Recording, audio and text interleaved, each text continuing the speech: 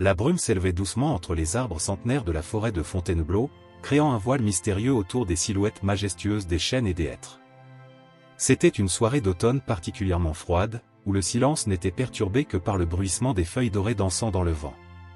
Au cœur de ce décor enchanteur, une légende persistait depuis des générations, celle du lynx de Fontainebleau, le gardien mystérieux de ces bois ancestraux. Pierre Morel, designer d'intérieur reconnu à Paris, conduisait sa voiture sur les routes sinueuses qui traversaient la forêt. À ses côtés, son épouse Camille, architecte paysagiste de renom, somnolait paisiblement, épuisés par leur semaine de travail intensif dans la capitale. Sur la banquette arrière, leur petit Louis, âgé de 2 ans, dormait profondément, enveloppé dans sa couverture bleue préférée. La famille avait décidé de s'offrir quelques jours de répit dans un chalet isolé, loin de l'agitation parisienne. Pierre rêvait de ce moment depuis des semaines, imaginant les longues promenades en forêt avec son fils, les soirées paisibles auprès du feu de cheminée, et les conversations tranquilles avec Camille, sans les interruptions constantes des téléphones et des emails professionnels. Tandis que la nuit s'installait, la forêt semblait s'animer d'une présence particulière. Les habitants de la région parlaient souvent de phénomènes inexplicables, d'apparitions mystérieuses, et surtout, du lynx légendaire. On disait qu'il apparaissait aux moments cruciaux, guidant les égarés vers la sécurité, protégeant ceux qui en avaient besoin. Dans les profondeurs de la forêt, une paire d'yeux dorés observait attentivement la route. Le lynx, créature majestueuse et rare, se déplaçait silencieusement entre les arbres. Les anciens du village de Barbizon racontaient que sa présence était un présage, un signe que quelque chose d'extraordinaire allait se produire. Cette nuit-là, alors que la famille Morel progressait vers leur destination, le destin s'apprêtait à tisser une histoire extraordinaire. Une histoire qui allait bouleverser leur vie et renforcer la légende du gardien de Fontainebleau. Le lynx, sentinelle silencieuse, semblait percevoir l'approche d'un événement crucial, ses sens aiguisés captant les vibrations subtiles de la forêt. La route devenant de plus en plus sinueuse, Pierre ralentit, conscient de la végétation dense qui bordait le chemin. La fatigue commençait à peser sur ses paupières, mais il restait concentré, sachant qu'il n'était plus très loin de leur destination. Camille se réveilla doucement, observant le paysage nocturne à travers la fenêtre embuée. « C'est magnifique », murmura-t-elle, admirant la façon dont le clair de lune filtrait à travers les branches. On dirait que la forêt garde ses secrets. Elle ne pouvait pas imaginer à quel point ces paroles étaient prophétiques. Car cette nuit-là, la forêt de Fontainebleau s'apprêtait à révéler l'un de ses plus grands mystères, et la famille Morel allait se retrouver au cœur d'une aventure qui dépassait l'entendement. Dies chapitre 2, la rencontre inattendue. La brume s'épaississait à mesure que la voiture des Morel progressait sur la route sinueuse. Les phares perçaient difficilement l'obscurité, créant des ombres dansantes sur les troncs massifs des arbres centenaires. Pierre sentait la fatigue s'intensifier, mais le GPS indiquait qu'il n'était plus qu'à quelques kilomètres de leur destination. Soudain, dans le faisceau des phares, une silhouette majestueuse se dessina.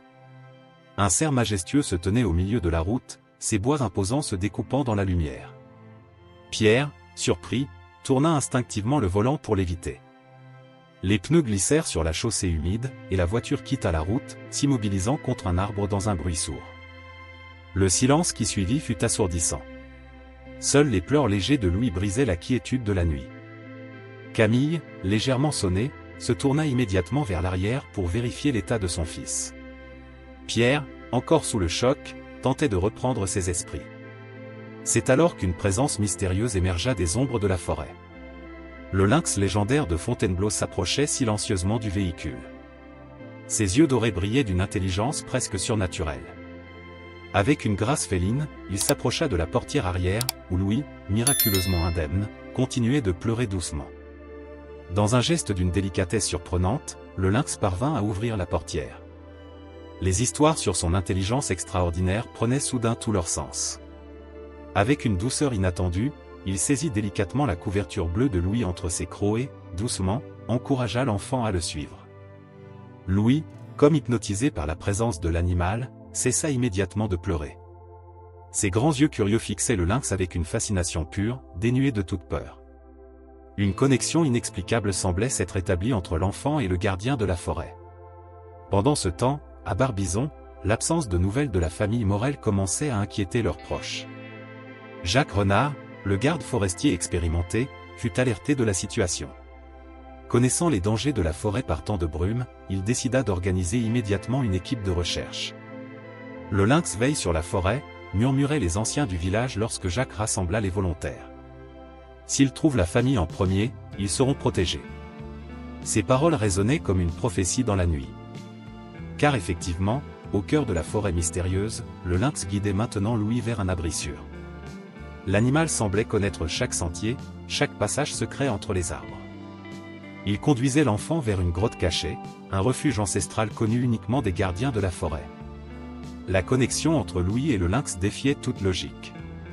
Le petit garçon suivait son protecteur félin sans hésitation, comme s'il comprenait intuitivement que cette créature légendaire était là pour le protéger. La couverture bleue, traînant légèrement sur le sol forestier, laissait une trace subtile de leur passage, comme un fil d'Ariane dans le labyrinthe végétal. La nuit s'installait pleinement sur Fontainebleau, et avec elle, le mystère s'épaississait. Une histoire extraordinaire était en train de s'écrire dans les profondeurs de la forêt, une histoire qui allait marquer à jamais la mémoire collective de la région. Dies chapitre 3, le sanctuaire du lynx dans les profondeurs de la forêt de Fontainebleau, la grotte où le lynx avait conduit le petit Louis se révélait être un véritable sanctuaire naturel. Des générations de félins sauvages y avaient trouvé refuge, laissant leur empreinte sur les parois lisses.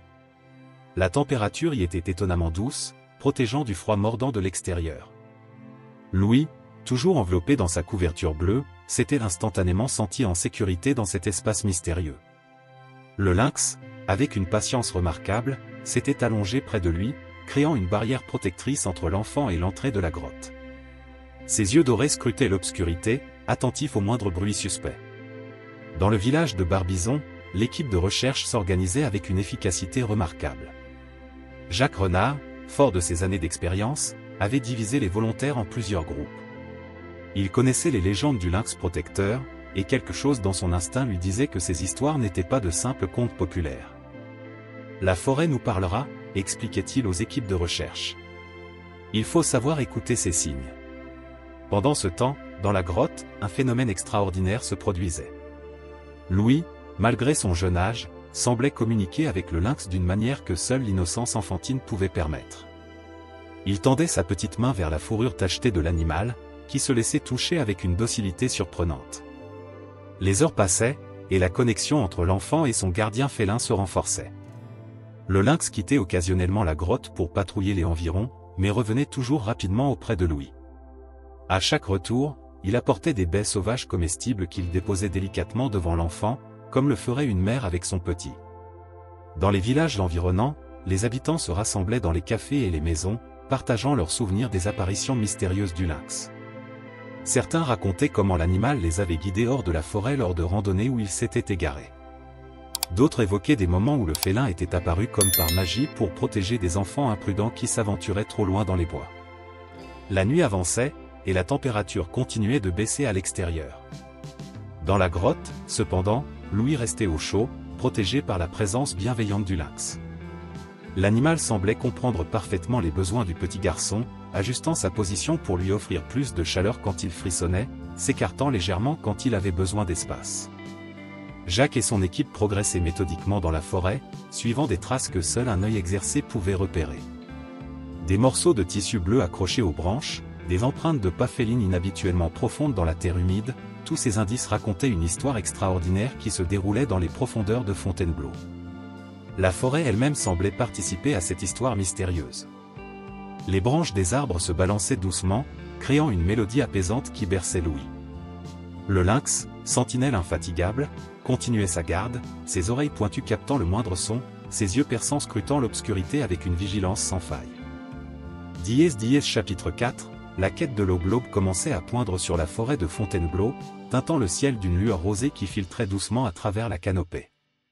Les équipes de recherche, guidées par Jacques Renard, avaient progressé toute la nuit, suivant les indices subtils laissés par le passage du lynx et de son protégé.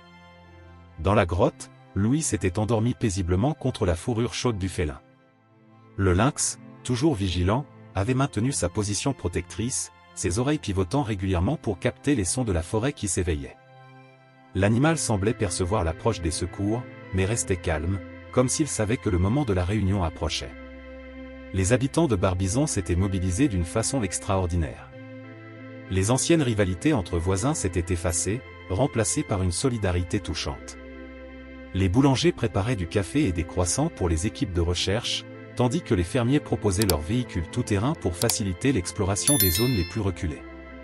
Jacques, s'appuyant sur sa connaissance approfondie de la forêt, avait une intuition de plus en plus précise de l'endroit où le lynx aurait pu conduire l'enfant.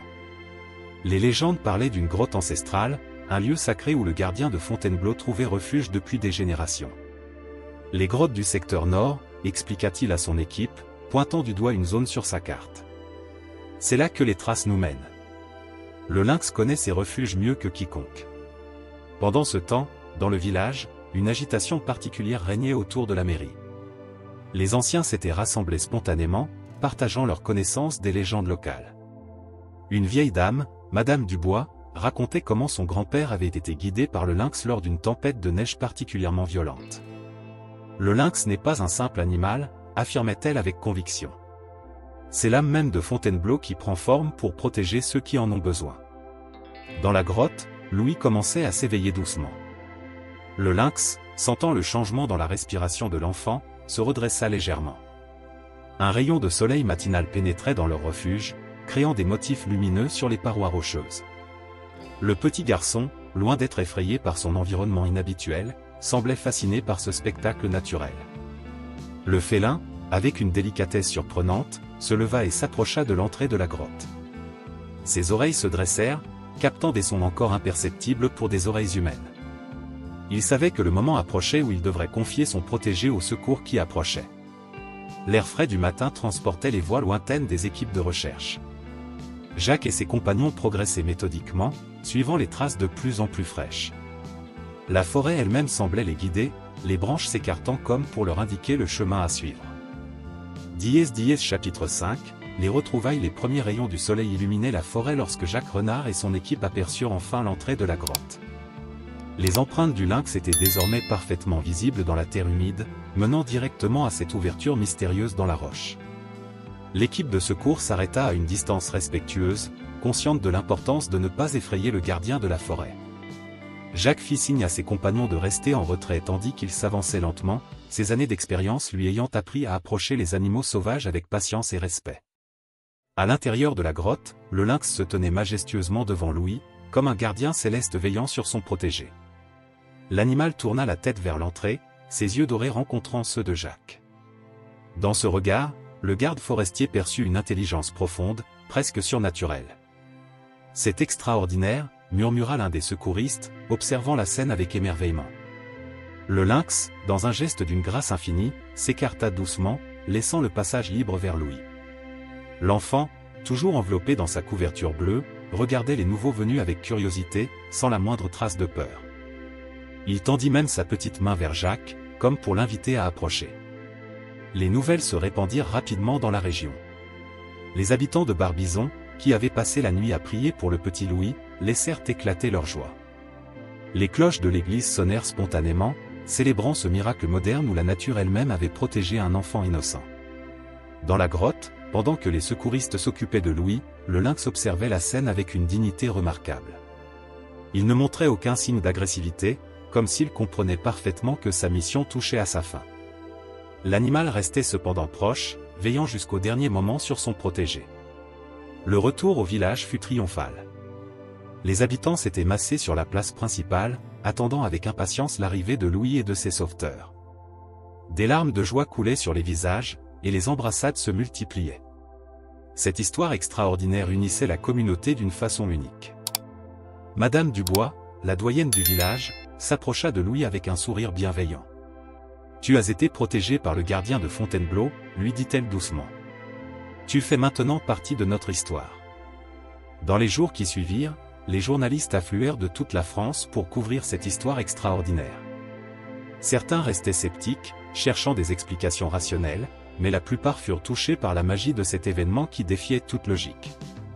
La forêt de Fontainebleau gardait ses secrets, mais avait choisi de révéler l'un de ses plus beaux mystères à travers cette aventure extraordinaire. Le lien entre Louis et le lynx était devenu une légende vivante, un témoignage de l'harmonie possible entre l'homme et la nature. Chapitre 6, l'héritage du gardien. Les années passèrent, mais l'histoire du lynx de Fontainebleau et du petit Louis ne fut jamais oubliée. Le récit se transmettait de génération en génération, enrichissant le folklore local d'une nouvelle légende vivante. La forêt elle-même semblait avoir changé, comme si la magie de cette nuit extraordinaire avait laissé une empreinte indélébile dans ces bois centenaires.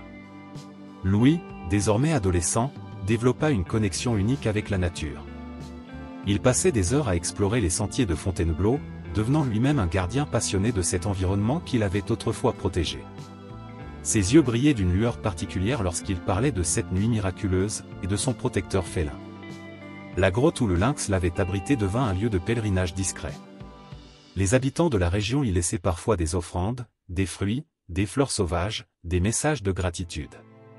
Le site fut déclaré zone protégée, préservant ainsi ce sanctuaire naturel pour les générations futures. Le lynx continuait d'apparaître occasionnellement, toujours aussi majestueux, toujours aussi mystérieux. Certains disaient l'avoir aperçu guidant des randonneurs égarés, d'autres assuraient l'avoir vu veiller sur les enfants qui jouaient en lisière de forêt. Sa présence était devenue un symbole d'espoir et de protection pour toute la communauté. La famille Morel s'installa définitivement à Barbizon, ne pouvant se résoudre à quitter cette région qui les avait marqués si profondément. Pierre et Camille transformèrent leur expérience en une mission de préservation, créant une fondation dédiée à la protection de la faune sauvage de Fontainebleau.